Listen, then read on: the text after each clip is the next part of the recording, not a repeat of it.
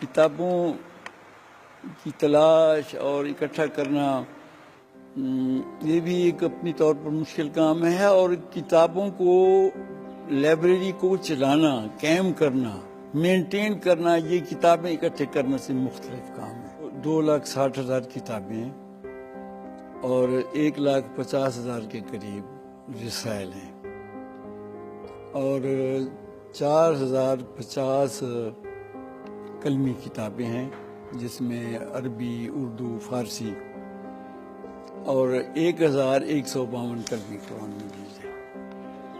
ہر کتاب کے پیچھے ایک چھوٹی سی کہانی ہے۔ ایک دفعہ گئے ہم ایک سریکی کی کتابیں لینے کے لیے، انہوں نے کہا جی ہمارے پاس چھوٹے جو اصناف ہیں سریکی کی، دوڑے، کافیاں، حسینی دوڑے اور وارام، اور وہ ہم نے ایک اندھا کنواں ہے اس میں پھینک دیے ہیں۔